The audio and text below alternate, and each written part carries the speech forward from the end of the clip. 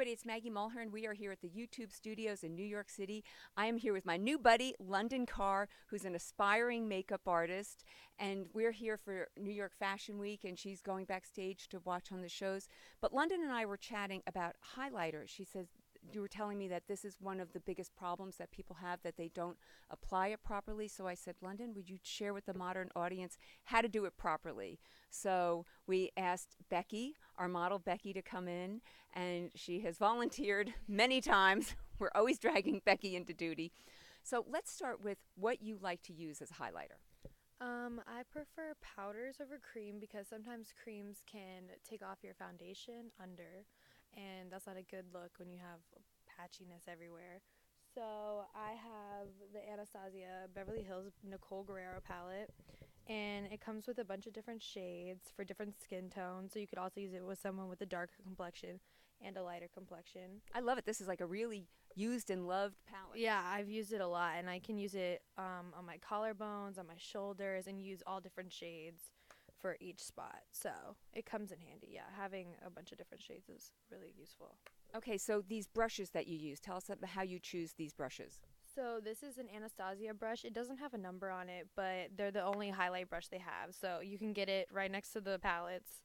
And then I also have a MAC 130 strobe brush, which you can use this to put liquid like highlighter under your face, and then that will also give you like a glow from in like type look, and then you can use it to blend out your powder. All right, so what color would you use for Becky? Do you go a shade lighter? How do you do it? For her skin complexion, I would probably go for a gold type color because if you use white, it will look really like a streak, and you don't want to look like a streak. You want to look like you're kind of just glowing. So I would probably go in with a mix of Glow Getter and 143, and you put it. My favorite spot is to have it up here above your eyebrow because then it gives you like a nice like highlight from above, and then you bring it around like a 3, and you get it right here on the top of her cheekbones, and then also throw it in on your brow bone because it just brings like a nice like type of look, which is really nice on people, and then also a good spot, and you tap it off. You don't like you don't blow it on it. Some people like to blow it and then it goes everywhere, so you tap it, and then on the tip of your nose because it gives you like a nice little look. Did you change the shade? No, I mixed Glow Getter and 143. And also if you go down the bridge of your nose, some people like it lighter, some people just like it on the tip of their nose. It kind of is just what you prefer. And then another good spot is on your Cupid's bow.